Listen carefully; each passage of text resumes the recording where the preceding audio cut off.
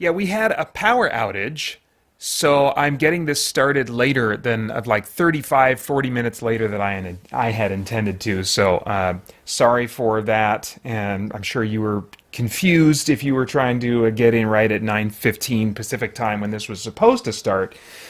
But I decided I would just do away, not bother with the what do you call it, the pre-show music thing since we're starting late. Let's get into it as soon as we can. If you are watching this later pre-recorded or you're just randomly tuning in for this stream right now, hi, I am Paeter Franson from christiangeekcentral.com and Spirit Blade Productions. Welcome to Solo Tabletop Dungeon Fest is what I'm calling it. Back earlier this year, I had an event, a first annual, I think maybe, that I called Solo Tabletop Game Fest, and I think I am going to do that again. That was that was like springish, I want to say. And I'm thinking maybe I'll do two of these a year. One just general solo tabletop games, and the other specifically solo tabletop dungeon crawls. And so there probably will be one or two that make their way into both of those live streams if I continue to do those every year. Like HeroQuest, for example. This is the first game on the docket. If you want to look at the schedule for my streaming times the rest of this week, if you're watching live, then you can look below. Otherwise, I'll be putting this out after the week is done in 1 hour installments on about a weekly basis. So, but we are getting into, let's see here. So Francisco's saying I'm a little bit low. Let me see if I can adjust my audio for you. Okay, let me know if that is better, or if I can bump it up a little bit more for you. I can certainly do that. Let me check my options here. Yeah, I still have room to go. So let me know if you'd like a little bit louder there.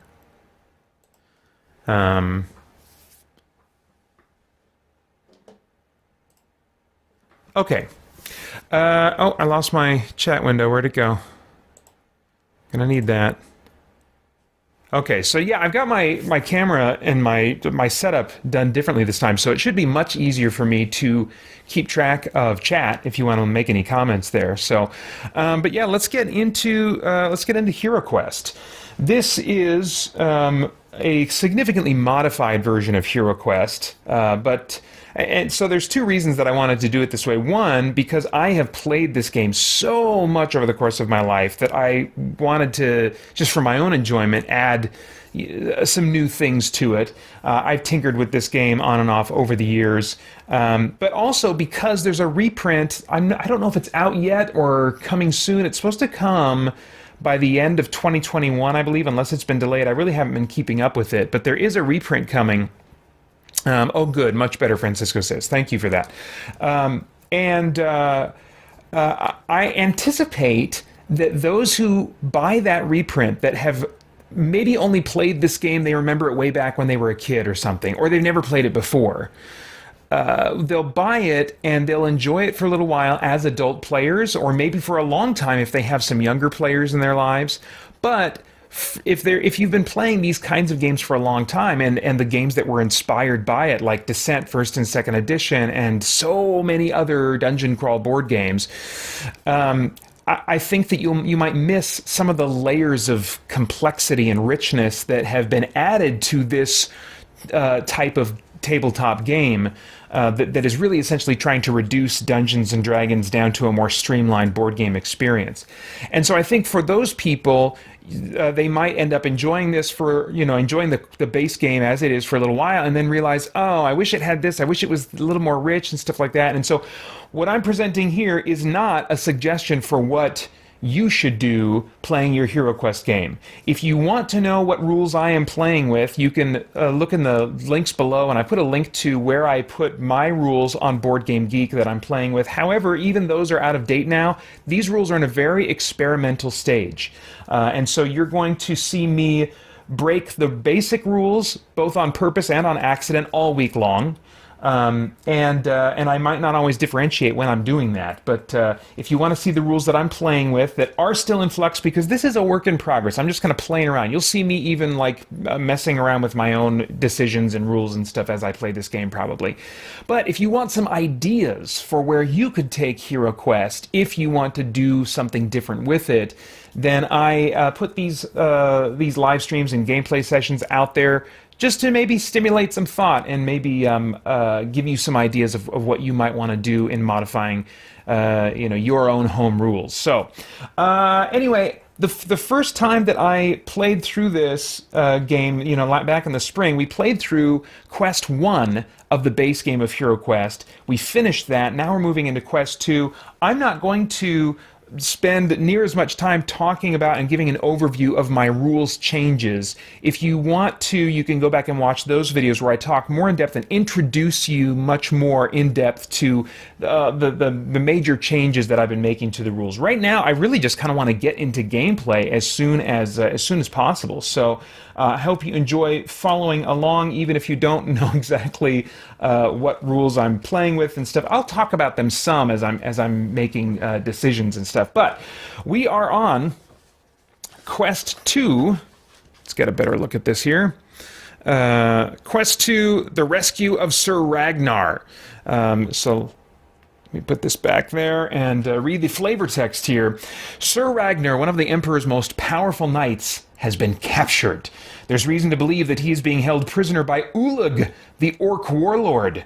You are to find Sir Ragnar and bring him back to the stairway. Prince Magnus will pay 240 gold coins to be divided among the heroes if they rescue Sir Ragnar. I always wanted it to be 240 each, whatever.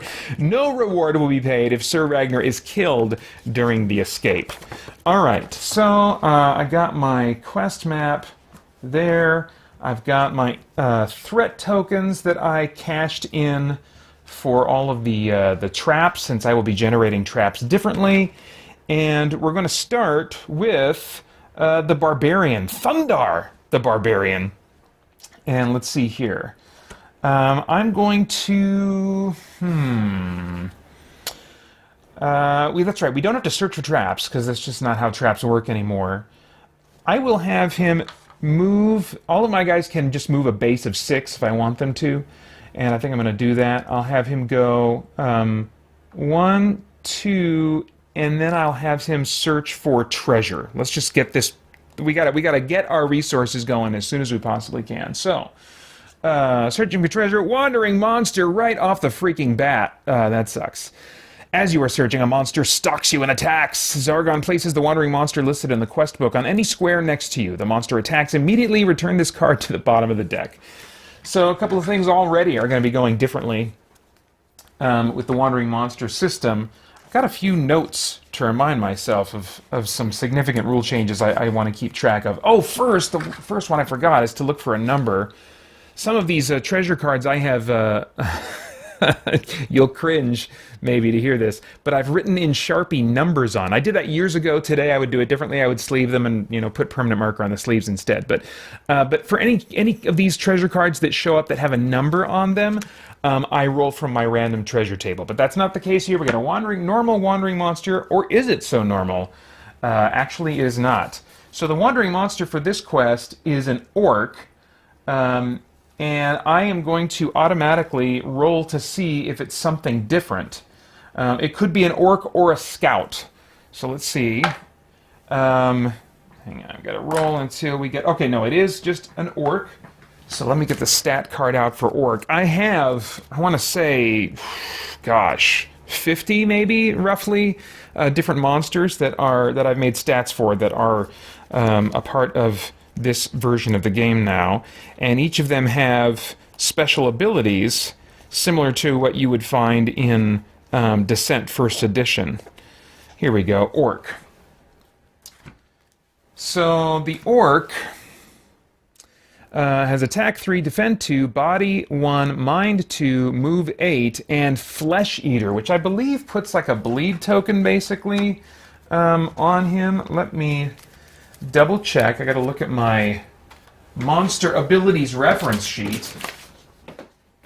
As I've commented before when playing this version of the game, you do trade in some fiddliness. You do pick up some fiddliness when you add what I have to the game.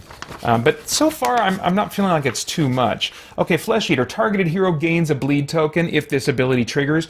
And one rule I have is when wandering monsters appear, their special abilities automatically trigger instead of them making an attack. So I am going to put this orc right here. And then his Flesh Eater ability is going to auto-trigger. So targeted hero gains a bleed token. So let's get him one of those. And I'm actually going to just put that on, I think, his character sheet. And hopefully I'll be able to remember it well enough that way. Let's see here. Now, what's the deal with this bleed token? At the beginning of every turn, they roll 1 combat die per token. On a skull, they lose a body point. On a white shield, you remove 1 bleed token. On a black shield, nothing happens. Remove all bleed tokens from any hero who drinks a healing potion or is the target of a healing spell. And this status has no effect on rock skin. So, monster appeared, he got a bleeding token, his turn is now over. So now we move on to the elf's turn. And let's see, I did do some shopping. I didn't do that on camera, but in between the last quest and this quest, they got all their hit points back. I bought, what was the main thing I got? I bought helmets for the barbarian, the elf, and the dwarf. I think that was the main thing. And the rest, I still have, like, I want to say, I don't know, 24 coins left or something? Who did I give those to? Oh, yeah, the barbarian's the party treasurer currently. Okay, so that was the barbarian. Now the elf, he's going to take, I guess, 1 step, and then, I mean, we got to kill this guy. So he's going to attack. He's got attack dice of 2 right now. Let's see here. So that's 1 skull, and then the... Oh, did I... Oh, no, here's my orc. Defend dice of 2. No defense. So he only has 1 body point, so he is killed. And now I roll to see if there's any loot. No loot from this guy. All right, on a 5, I get 25 coins. On a 6, I get one of the standard D6 healing potions that you can find in the game. Francisco Ruiz asks, would you say your rules make HeroQuest more complicated than Gloomhaven, or still not as complex, or just different?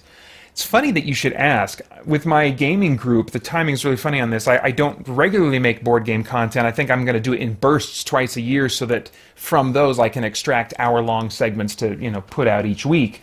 But other than that, I don't do a ton of board game content. But and my gaming group hasn't played in a while. But it just so happens that just 2 days ago, on Saturday this week, we played a session of Gloomhaven. One of the guys in my gaming group bought it. And if you have, if you're watching this and have not seen my video series on Gloomhaven, I did like a 9-part, I want to say, roughly 7 to 9-part video series playing through the first couple of scenarios in Gloomhaven, and eventually realized that's not the game for me. This is very different from Gloomhaven. And the way I would describe the difference between Gloomhaven and this game and games that are modeled after this game, like Descent, like the original Doom board game, is that I feel like with most dungeon crawl board games, theme comes first, and then they figure out, okay, what rules mechanics will execute on that theme, will simulate that theme of crawling through a dungeon and finding finding treasure, upgrading your guys. Gloomhaven feels like a game that's brilliantly designed in terms of its mechanics, but the theme feels like it's kind of forced onto the mechanics or pasted onto the mechanics. It does not feel at all like a dungeon crawl to me. It feels like a tactical skirmish game, even though it's themed very much as a dungeon crawler, like a D&D type of thing, a party of adventurers going into dungeons, fighting monsters, having story adventures and stuff. And it comes down to something as simple as if you have a piece of armor in Gloomhaven, in order to take advantage of it, you need to tap it or exhaust it, and then you can't use that armor again until you have done a refresh or like a short rest action. And so what does that mean? Like every time in the dungeon crawl, when you get hit, your armor is damaged, and then you need to take a few seconds to stitch it back together before you can use it again. So thematically, the mechanics do not represent the theme that they are meant to represent very well, I don't think. Whereas in games like this, I feel like there's a much stronger tie between what the mechanics are doing on an abstract level and what they are supposed to be representing in terms of the themes. So, And the jury's still out. Francisco asks, was it better or worse playing Gloomhaven with other people rather than solo? The jury's still out long term, but I mean, I enjoy those guys, and so I enjoy hanging out with them. It's still not my type of game, but I enjoy the time spent with them. So, but we won't know for, I think, several more sessions, so that's going to be months out before I could really tell you whether or not I feel like it plays better or worse for me with a group. But I mean, I'm almost certain it'll be better, because solo, it's just, like I said, not my kind of game. Okay, so we killed the orc, and he didn't yield any loot. And unfortunately, that's really all the elf that can do for now. So he's done. Now the dwarf. Let's see. He'll take a couple steps here. 1, 2. Let's just stop there, and he'll search for treasure. What do we got? Hey, great. A potion of defense. Amidst a collection of old bottles, you find a small vial containing a clear liquid. You can drink this potion at any time, giving you 2 extra combat dice the next time you defend. This may only be used once. Do not return this card to the deck. I wonder if these guys stay hydrated by keeping bottles of water. You probably wouldn't want to mix this up with water, but anyway. Okay, so that's the dwarfs. Great. That'll definitely come in handy. And then finally, my wizard Elderest is definitely not going to search for treasure. But he will at least position himself next to the door here. And then we've got Zargon's turn. Zargon is just going to collect 1 threat, and that'll be the end of that. Now let me see if I want to spawn anything. Actually, I don't, because traps work differently. They potentially trigger anytime you enter into a new room or corridor, but I still have to pay for those traps. And so I've got 3, 6, 7. I've got 7 threat here, and it's going to take, I think, what is it, 5 or 4, depending on what kind of trap I'm triggering. And well, it's going to be the most expensive one, so it'll be 5. So yeah, I don't want to spawn anything yet. Okay, so we're going to cycle back around to the barbarian's turn, and he's going to go 1 and open this door.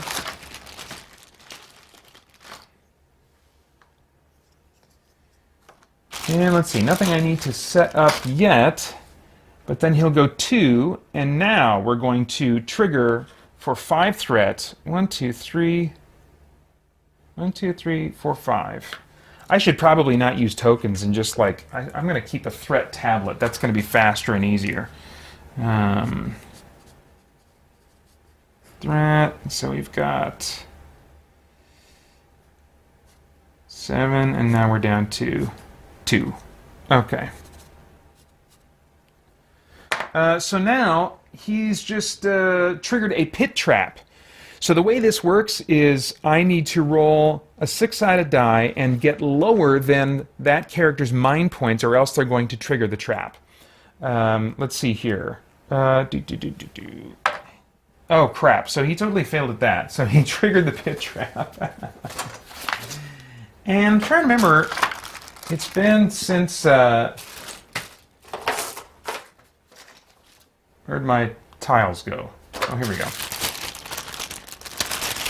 It's been a little while since I played this game. I have played it some with my 10-year-old.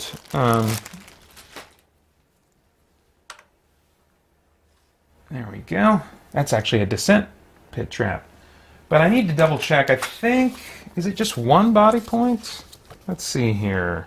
Pit trap, springing a pit trap, 1 body point. And then his turn is over. That sucks. But that's not all that I have to actually take care of right now, because there is a monster, there's a goblin that is going to appear in this space right here. But it's not necessarily going to be a goblin. See, I've got this monster conversion table. And so what I do is when a monster appears on the board, I look and see what it is, and then I roll to see if I spawn that or an equivalent monster instead. In this case, it could be a Razorwing or a Goblin Archer. And so that's what we're going to check right now. And I just keep rolling until I hit one of those. Okay, so it is actually still a Goblin.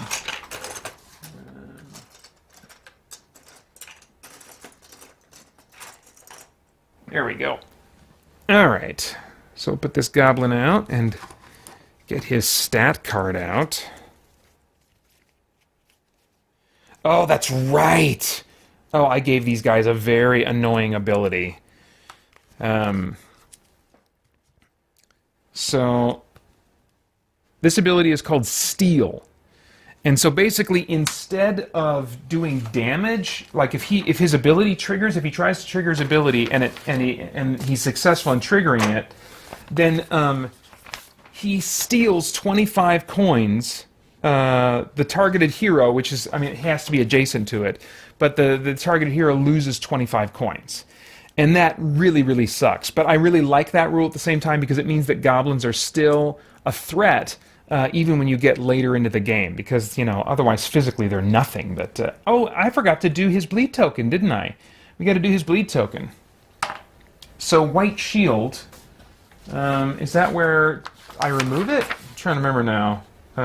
Bleed, oh no, flesh eater, sorry, flesh eater. It's not under bleed, it's under... Oh yes, nice! Nice. So, I don't have to worry about this bleed token. Very happy about that. Okay, but this goblin has appeared. He fell into the pit, so his turn is over. And now we are moving into the elf's turn. He's going to have to jump that trap. Let's see here. 1, 2, 3... Yes. 4, 5, 6. So let's see, do we discover anything down that corridor? Not exactly. He can tell that this ends on a wall on that side. But beyond that, there's nothing that he would see right now. You do give up some surprises when you're playing the game like this. It's not intended to be played solo. It's intended to be played with one person controlling all the monsters and 1 to 4 players controlling all of the heroes. But with the different elements that I've introduced, there's still randomness. There's still some nice surprises that I can certainly run into. So I have to say that last time I was streaming this, I was really enjoying myself, and I've been looking forward to it for that reason this time as well. So. But that's as far as he can go, and he doesn't have any kind of ranged weapon, which is a bummer. So I guess he's just going to stand there and take it, maybe. Unless the dwarf gets in the way. Let's see. The dwarf... Let's see. Do I have any... I've got... Okay, no, I don't have any potions of strength. I have a slot for it on my character sheet. All of my guys, except for my wizard, have 1 healing potion right now, so I'm feeling pretty good about that. But yeah, let's get in there, dwarf. 1, 2, 3, 4, 5, 6 is what I want to do. Let's see if it works out. Oh wait, no, black shield. That's good. It's anything but a skull. Anything but a skull. Okay, so he's in good shape, although he cannot attack. Now, one thing about the threat system that I've introduced keeps me from just staying bottlenecked in doorways. Otherwise, traditionally in HeroQuest, the most tactically sound thing to do is to just line up your party by doors, put the barbarian in the front, and let the monsters, come at your party in a conga line of death. And so, it's much simpler that way. But with the rules changes I've made, you kind of have to keep your party going. You got to keep your party moving and exploring. You can't just always wait for the bad guys to come to you, or it's not going to work out well for you. All right, so that's the dwarf's turn. I don't think there's anything else that I want him to do right now. Yeah, no, he doesn't need to activate his special ability. And the wizard. Gosh, do I want the wizard to do anything? I think I just want him to... Well, let's at least get him past the pit trap, see if he gets past the pit trap, all right? So, we'll move him here. See how that works out. Oh, crap!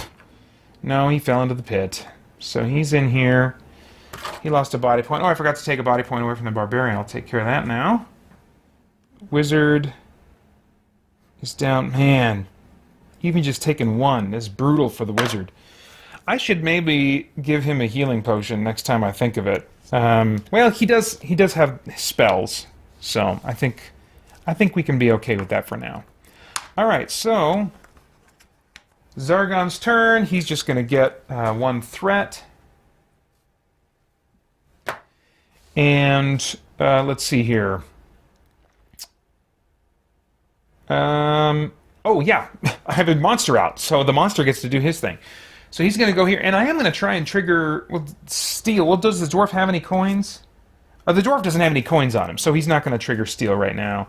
Instead, he will just do his traditional attack, which is 2 attack dice. Let's see.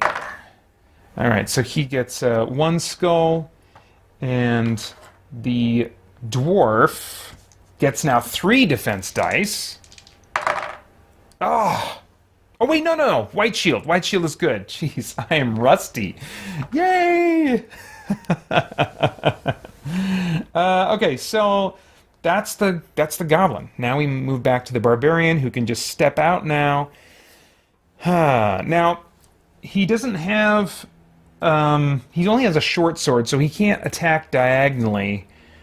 He's got to move over the monster, which normally you cannot do, but in my version of the rules, I have an ability called Reckless Charge, which allows figures to move through enemy figure spaces, but when they do, that figure and any enemies adjacent to that figure are allowed 1 free attack, and the passing figure rolls with half of their defense dice, rounded down, I think. So it's really, it's something that adds some factors to the game that makes your choices each turn a little bit more interesting, at least for me. But it's not something I very often am going to take advantage of. Let's see here. So I will move him out though. 1, 2, 3, 4, and we'll stop there. And I think that'll be all I have him do. The elf.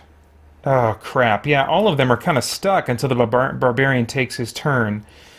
Yeah,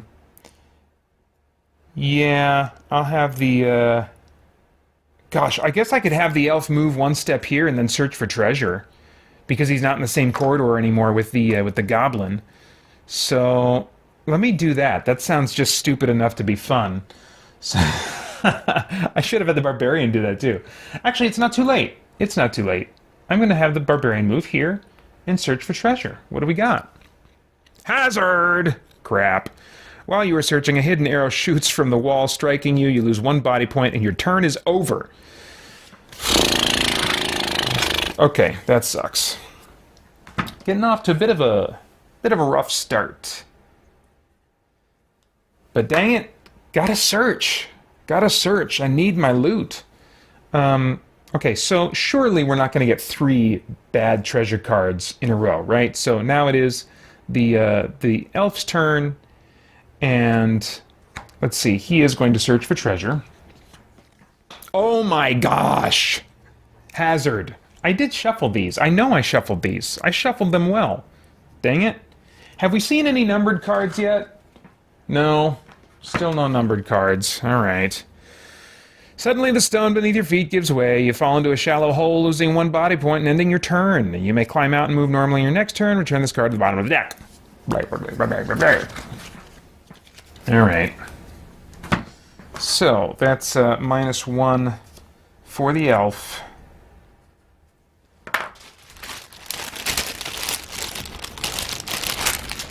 And he gets a pit. Okay. See, normally I wouldn't search for treasure in corridors, but since this is a nice wide corridor, it means that if I get, a pit trap, my guys can still walk around it. So it's not that big of a deal. Okay. So that was the elf. Now the dwarf finally gets to attack and then get out of the way so that somebody else can have a turn hacking at this goblin if need be. Dwarf gets 2 attack dice. 1 skull. The goblin only gets 1 defend die. And he is killed. Nice. Do a quick roll for loot. Look at that. Get a D6 healing potion. Very happy. Very happy. And I think I ruled that that's an auto acquire type thing. It's not something that falls in the space and he has to get. So I think the dwarf just gets that. And it's still his turn and he hasn't moved yet. So actually what I'm going to do is have him move here and give that D6 heal potion that he just got to the wizard.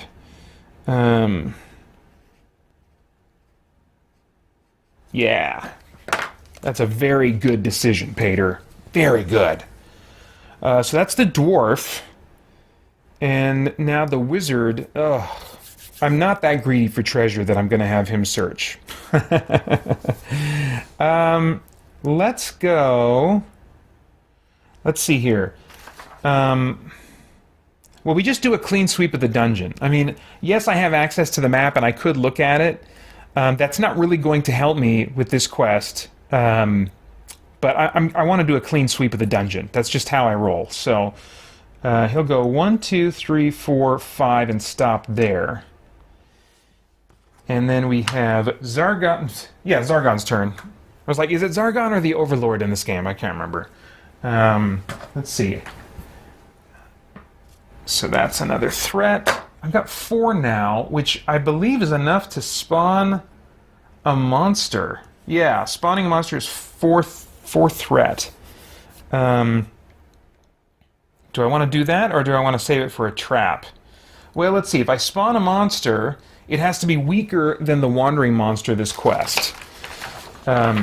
So that means that my choices, let's see, would be limited. I mean, they're not super limited. I've actually got all of these that I could choose from. So let me go ahead and spawn something. How about a cave spider? Let's spawn a cave spider. And, geez, what are my spawning rules again? I think, does it have to be out of line of sight? Like out of line, maybe out of line of sight. Let's see. On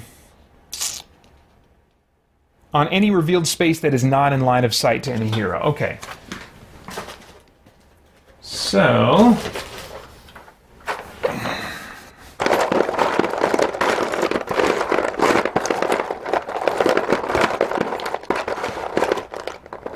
where are my cave spiders? Did I not put them in this box? Are they still in this? Oh no, here we go, here we go. Good, good. So I will actually put it right here. Just out of reach. And let's see what he's got going on.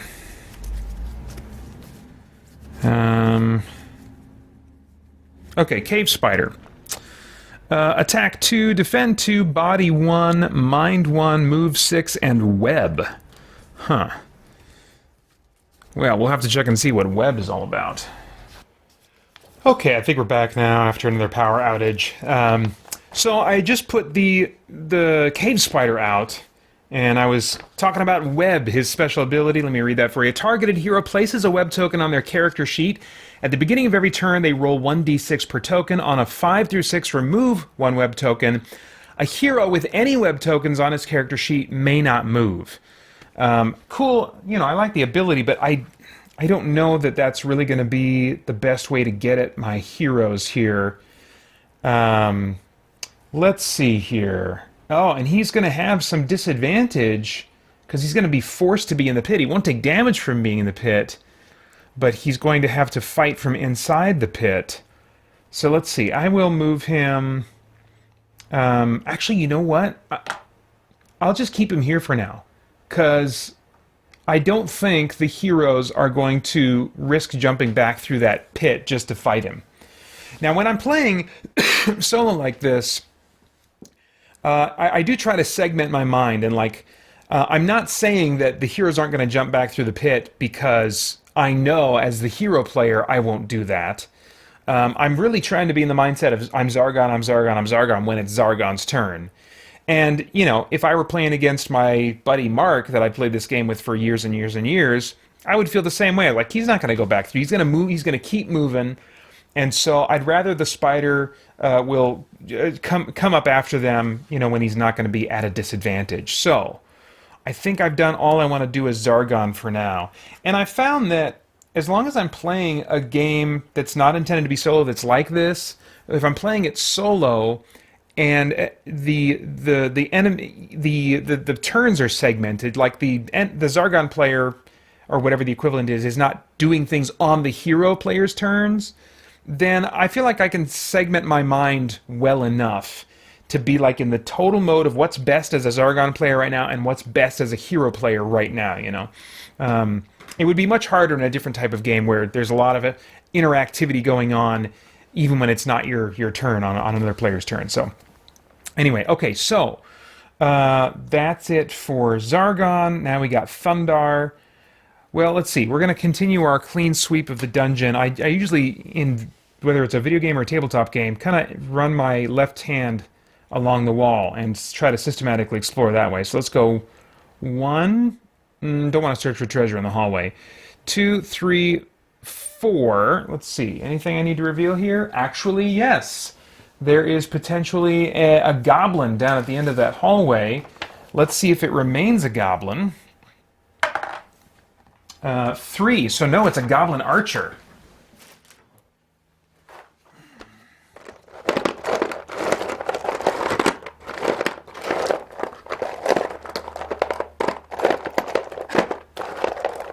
Let's see here. Here we go. Goblin archer. It's a figure from 2nd edition Descent. And let's see what his stats are. I'm betting they're pretty similar to a regular goblin, but he just has a ranged attack at his disposal. Goblin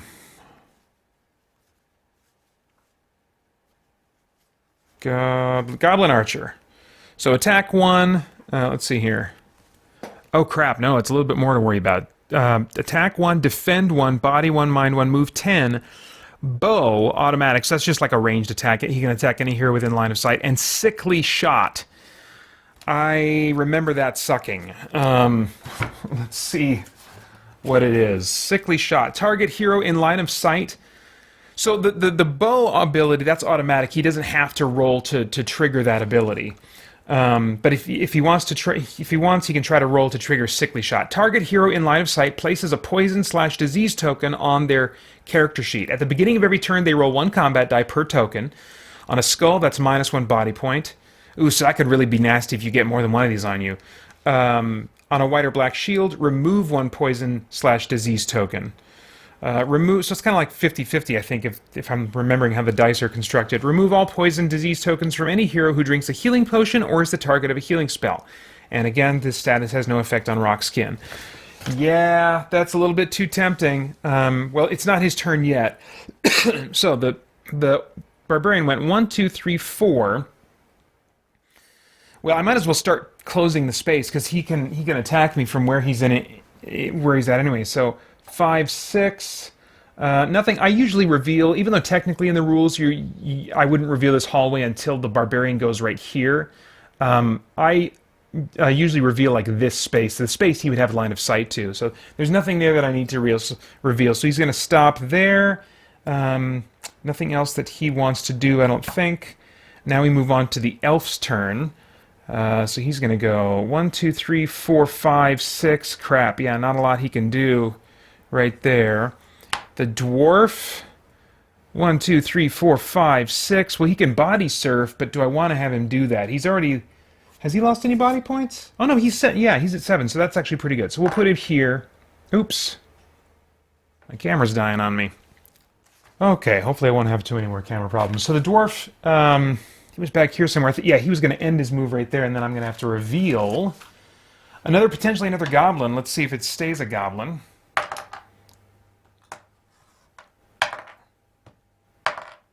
No, it is a razor wing.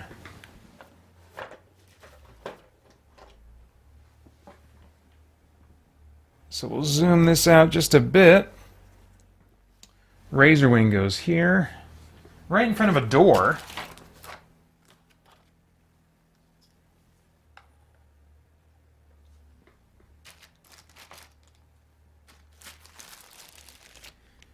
And behind him is the end of the hallway.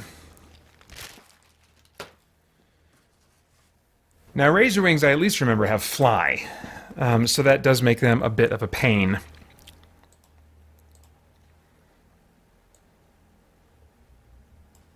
Let's see. I don't think they have any other abilities, though. Razor Wing. So we've got attack 2, defend 0, body 1, mind 1, move 5, and fly. So fly basically just means that he can move through enemy spaces without any kind of penalty. He just has to, end his turn in an open space. And with a move of 5, let's see, 1, 2, 3, 4, 5. He can't quite make it there, but it's not his turn yet anyway. It's still the dwarf's turn at the moment. But that is as far as he can go. He doesn't have any kind of ranged ability. Let's see. Would this be a good time to drink the potion of defense? Maybe. Has he taken any hits yet? We're still just dealing with some pretty weak enemies, theoretically. So let's see if we can hold out for a little bit longer and save that defense potion for a little bit hairier of a situation. Even though he's about to be attacked by 2 enemies here. That's sickly shot. I know that sickly shot's coming. All right. So that's the dwarf. He's done. Wizard's just going to move here.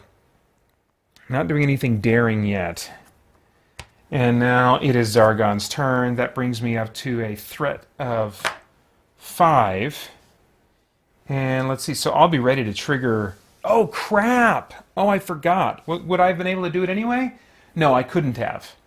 Well, I could have triggered the cheaper trap. What I'm asking myself at this point is, according to my rules, when a new room or corridor is stepped into for the first time, then a trap gets triggered, and the hero has to dodge it.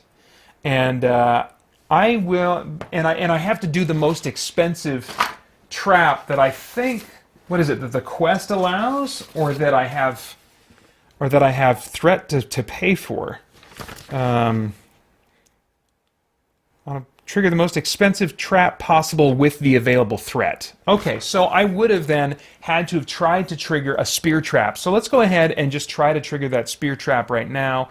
The dwarf has a mind of 3. I got to roll less than a 3, and I did not. And so the spear trap does go off, and he has a chance to try and dodge it, which I believe in the rules is, again, anything but a skull, probably. Yeah. Okay. Okay, yes, he did roll a skull, and so he takes 1 body point of damage, and then that would have ended his turn. Okay, so then we go back. The wizard went. Now it's Zargon's turn. I collected my threat already.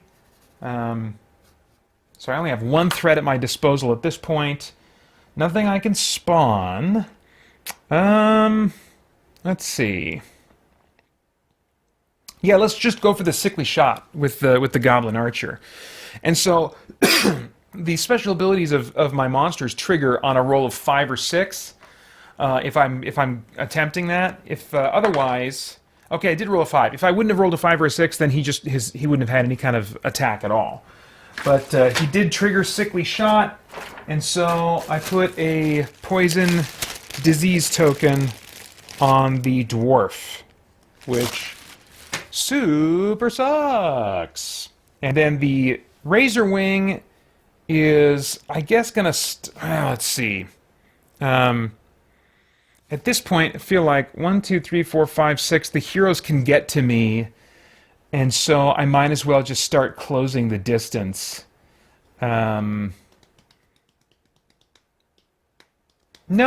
why? Why? Make them come to me. If I can't get to him, 1, 2, 3, 4, 5, and I can't, then there's no reason to just make it easier for him. I'm going to make him come to me.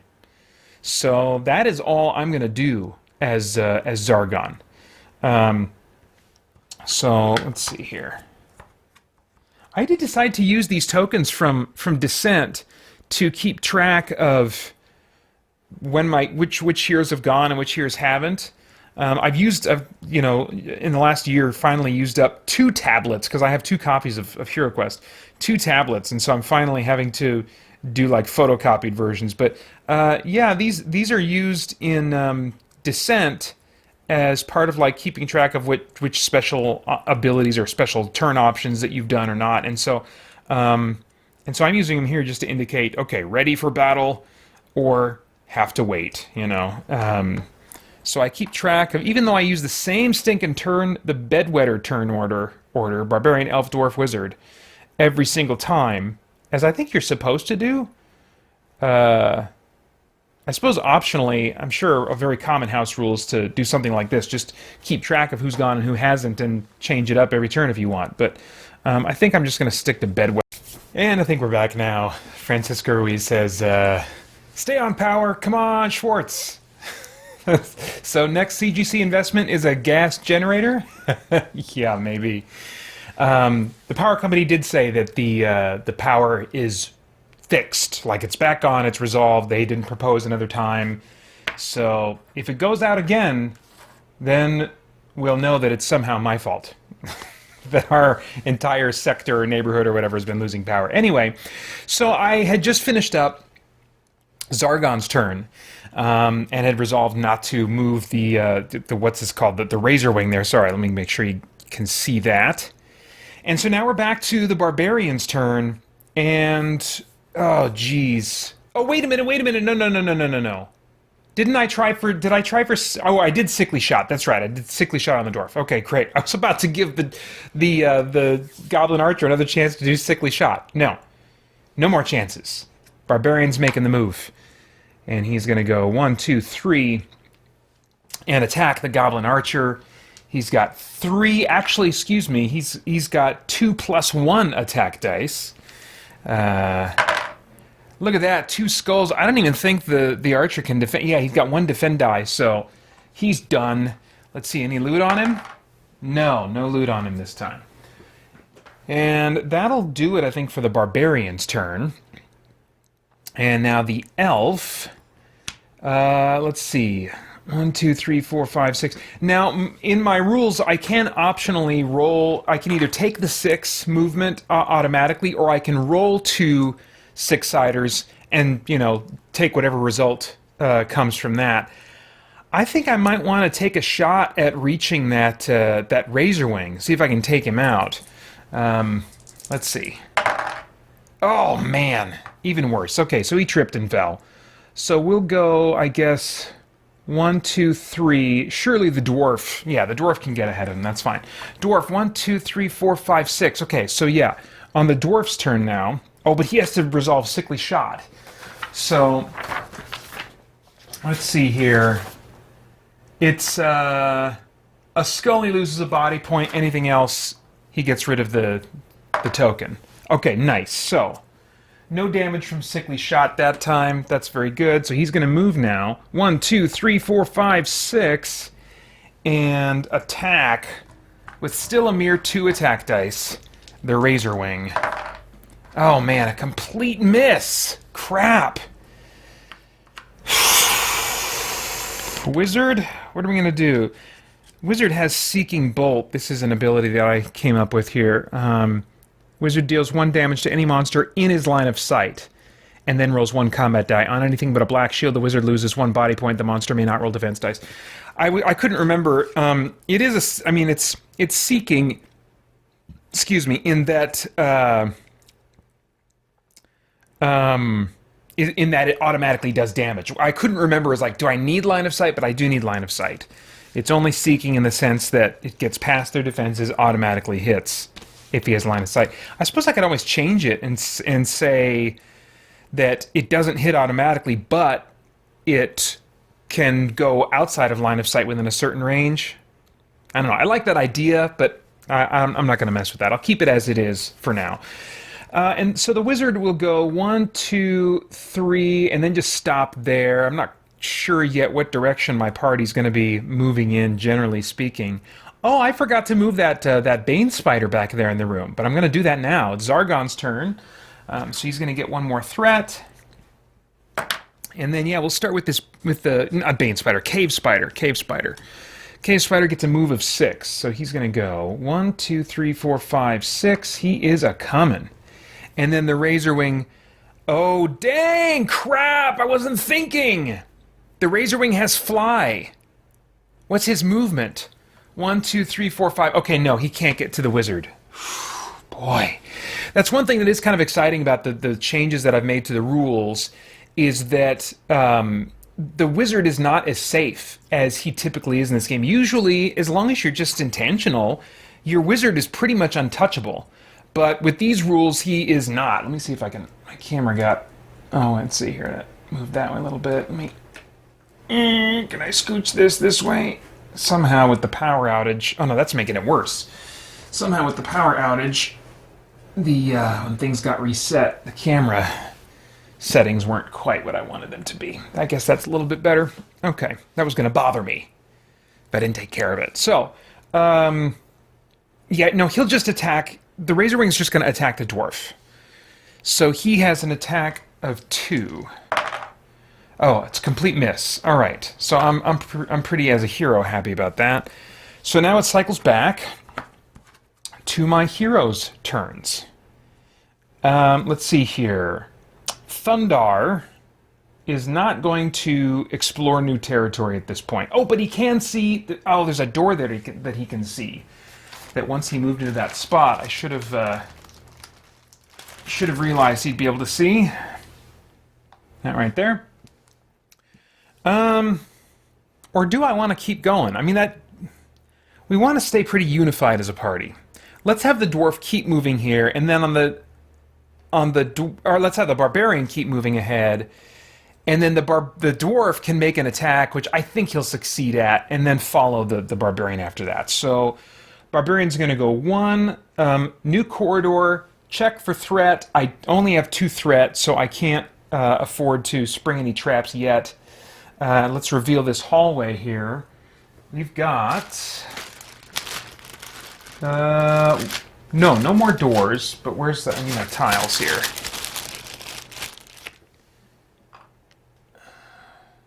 So this spot is a little blocked off. Let me see if I can bring this... Get the view just a little bit better for what we've got going on here. And then a potential goblin. Let's see if it remains a goblin. 3. No. It is... Where's my table? It's a goblin archer. Dang it. Okay. More sickly shot coming my way, I'm pretty sure.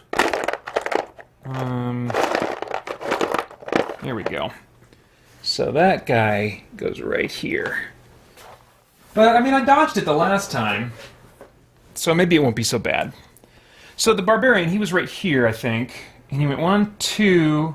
So he can move here and attack. 3. And then he'll take a shot. 2 plus 1, so he gets 3 attack dice total. 2 skulls, the archer's not going to be able to defend against that, so that takes him out. Very good, very good. And then, let's see... That's the end. I don't want to have him open the door if he can't attack yet. So that's the end of the barbarian's turn. Now the elf's turn. I guess I'll just kind of position him, I think. Position him by the door, probably. Well... Oof. No, I'll position him by the door. I am going to move that wizard, so I think we'll be alright. 1, 2, 3, 4, 5, 6. That's good. And he's not going to do anything else. The dwarf is going to take his shot. But before he does, let me answer this question. Francisco Ruiz asks, the name Zargon makes me think of Zardoz. Have you ever seen that 74 movie? I almost like, just from geek pop culture osmosis, I have heard the name Zardoz before. Is that the name of the movie, or is he a character in a movie? That sounds familiar, but I'm pretty sure I've not seen the movie you're talking about. Okay, so the dwarf is going to take a shot at the Razorwing. Oh, dang it! Did I forget to move that cave spider again? I totally did. Oh, crap! Okay, so 1 skull on the Razorwing. The Razorwing gets no defense. Wow, that's a little bit surprising. But he's out. He's out. That takes him out. Let's see if we get any loot off of that. And I do get a potion. I forgot to roll loot for the Goblin Archer. So the Dwarf gets another D6 healing potion. That's cool. So that brings his supply up to 2. And then, yeah, let me go ahead and roll for the Barbarian. No, okay, no loot there. Did I roll? Maybe I did roll. I can't remember now. Oh, well. I didn't get anything anyway. So, okay, so he took care of that. So he's going to go... Do I want to have him roll? 1, 2, 3, 4, 5, 6. No, because I want to make sure he gets ahead of the wizard. 1, 2, 3, 4, 5, 6. And then we body surf here. Which means that the wizard then can go 1, 2... dang it. Okay, I'm not as safe as I thought I was going to be. Here, I'll just keep my wizard there. Yeah, I don't think there's anything through that door that could potentially diagonally attack. I'll just keep the wizard there, I guess. Francisco Ruiz says it is the name of the movie and a giant stone quote-unquote god head in the movie, I think. I've not seen it either, but watched a video essay about it. Had no idea Sean Connery was in it. Okay. Interesting. So yeah, wizard's going to stay there, and we'll do Zargon's turn now. And I'm stinking going to move that cave spider, but let me give myself a threat first. And then he's going to go 1... Oh, how many does he get? 6. 1, 2, 3, 4, 5. Do I want to web or do I want to attack? He's kind of beefy. He's got defensive 2. He might be able to get a few attacks in before he gets killed. And I don't think that slowing down the dwarf... Like, if I freeze the dwarf right where he's at... I don't know how advantageous that's going to be. I feel like that web ability is ideal when there's maybe more monsters around or when I... Yeah, I'm just not feeling it right now. So I'll just have him do a regular attack on the dwarf. He gets 1 skull. The dwarf rolls 3 defense. And gets a white shield. So he defends that hit. Oh, derp, derp. There we go. I got a very precarious little iPhone tripod thing. All right. So great. So that's it, I think, for Zargon then. So we're back around to the Barbarian's turn. And I feel like, yeah, let's just get this party started and open up that door.